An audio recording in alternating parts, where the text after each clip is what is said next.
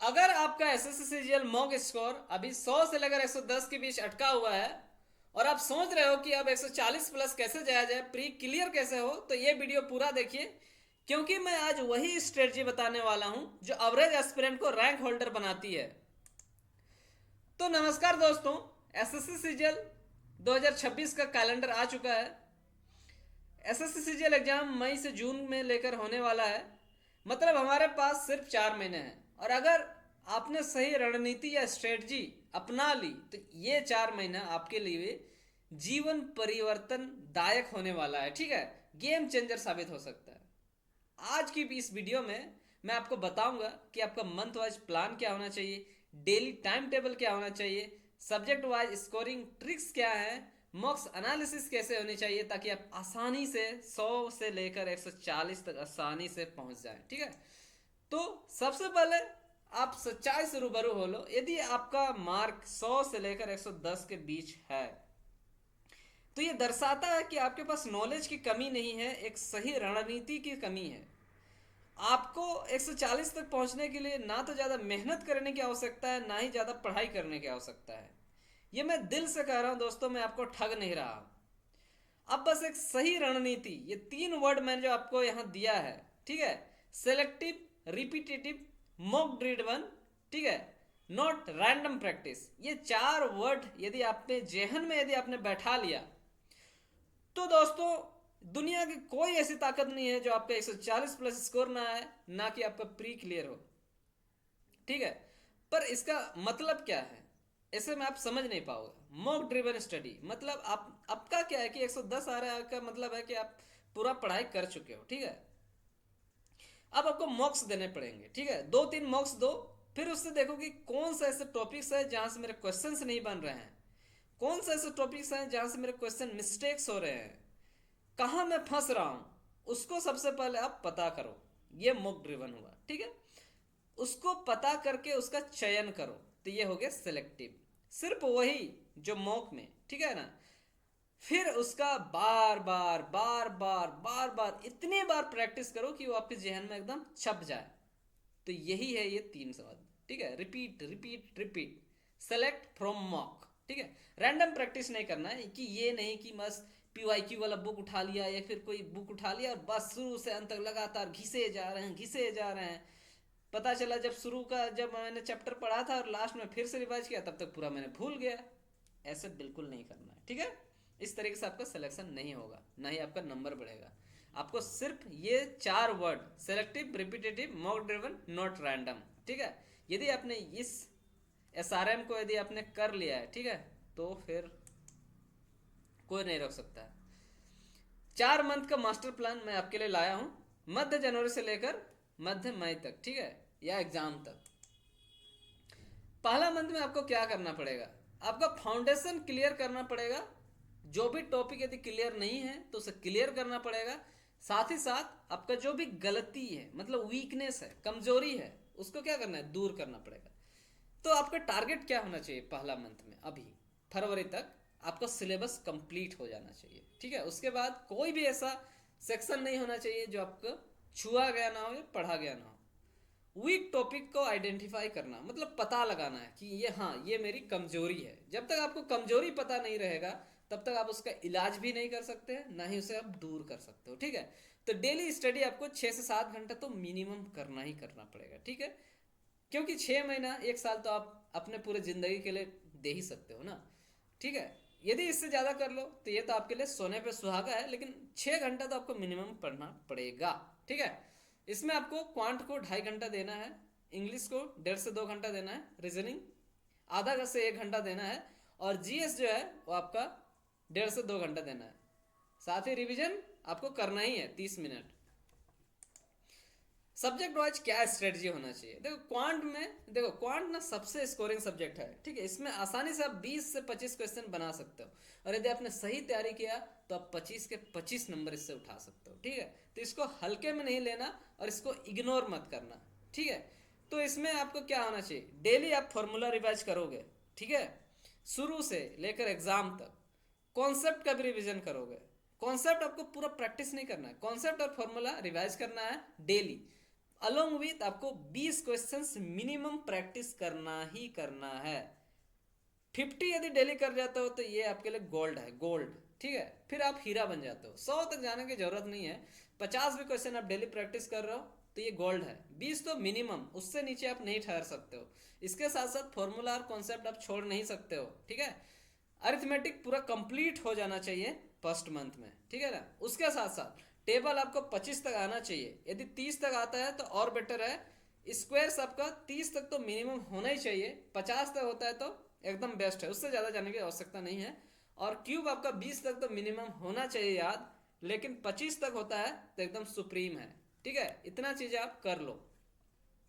English में आपको ठीक है क्या करना होगा, डेली 20 वोकैब मिनिमम करना पड़ेगा। ज़्यादा से ज़्यादा आप कितना करो। ठीक है, एवरेज 50 से लेकर 100 अच्छा रहता है। ठीक है, एरर और फिलर्स का आपको यहाँ प्रैक्टिस करना पड़ेगा। देखो यहाँ पर क्या है ना, इंग्लिश में मार्क सिर्फ रिवीजन और रिवीजन से नहीं आएगा।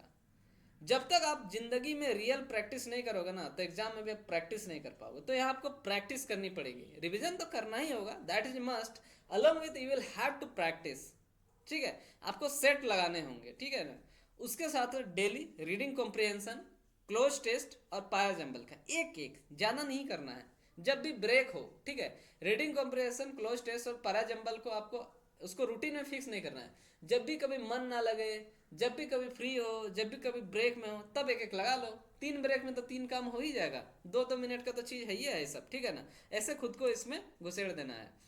अब रीजनिंग में क्या है, puzzle, seating arrangement, analogy, series, coding, ये सब आपको खत्म करना है डेली। मतलब आपको फोकस ये करना है कि पहला मंथ में आपका रीजनिंग का हर चैप्टर, हर कॉन्सेप्ट क्लियर हो जाए। ठीक है, जीएस में देखो स्टैटिक और करंट को आपको मिक्स करके पढ़ना पड़ेगा। ठीक है, मतलब जो करंट में है उस स्टैटिक को पढ़ना है, ना कि पूरा स्टैटिक को आप पढ़ रहे हो। मतलब करंट में जो चर्चित है उस स्टैटिक को आप पढ़ो। ठीक है, अलोंग विथ पहला मंथ में हिस्ट्री और पॉलिटी तो कम से कम खत्म हो जाना चाहिए। ठीक है, उसके साथ साथ करंट अफेयर आपका लास्ट 6 मंथ का मिनिमम है, 1 साल का कर लेते हो बहुत बेस्ट है। उससे ज़्यादा यदि आप जाना चाहते हो तो सिर्फ government policies, government acts, government related facts पे ही जाना, उसके अलावा किसी भी चीज़ पे जाने की आवश्यकता नहीं है। मैं तो कहूँगा 6 महीना से उस पार यदि जाते हो फिर तो सिर्फ गवर्नमेंट चीज़ों पे फोकस करना। ठीक है ना, तो और जो केवल एसएससी रिलेवेंट होना चाहिए, ये नहीं कि कुछ भी करंट अफेयर पढ़ रहे हो। अब शुरू होता है दूसरा मंथ। अब दूसरा मंथ में हमें क्या करना है, देखो एसएससी ना क्वेश्चंस बहुत आसान पूछता है, यदि आप उनको खोल के बैठोगे तो आपका आराम से बन जाएगा। नंबर क्यों नहीं आता है, क्योंकि हम लोग टाइम में नहीं कर पाते हैं। तो एसएससी का जो पूरा एग्जाम प्रोसेस है ना, वो टाइम बेस्ड है। ठीक है, आपको कम समय में कैसे आप मतलब तनाव को झेलते हुए अपनी परिस्थिति को, उस तनाव वाली परिस्थिति में भी अपने आप को सही मतलब कि आउटकम देना है, यही है एसएससी का गेम। ठीक है, तो टारगेट क्या होना चाहिए, टाइम बाउंड प्रैक्टिस होना चाहिए। जो भी आप क्वेश्चन लगा रहे हो टाइम के साथ प्रैक्टिस करो। तनाव आएगा, प्रेशर आएगा, दिमाग में प्रेशर पड़ेगा, लेकिन यही प्रेशर आपका एग्जाम में सुकून देगा और आपके भविष्य को सुनहरा बनाएगा। ठीक है ना, तो स्पीड इंक्रीज करना है। और स्पीड के साथ ये नहीं कि बस इंक्रीज, स्पीड तो इंक्रीज कर दिया और स्पीड पे मतलब कोई नियंत्रण ही नहीं, पूरा एक्यूरेसी के साथ। ये नहीं कि आप स्पीड बढ़ा दिए और गलती बहुत ज़्यादा हो रहा है, नहीं, आपका एक्यूरेसी 85 to 90% से ऊपर ही होना चाहिए, उससे नीचे नहीं आना चाहिए। ठीक है, डेली का रूल क्या होना चाहिए, हर क्वेश्चन आपको टाइमर के साथ प्रैक्टिस करो। ठीक है, मोबाइल तो है ही है आपके पास, टाइमर लगाओ और करो।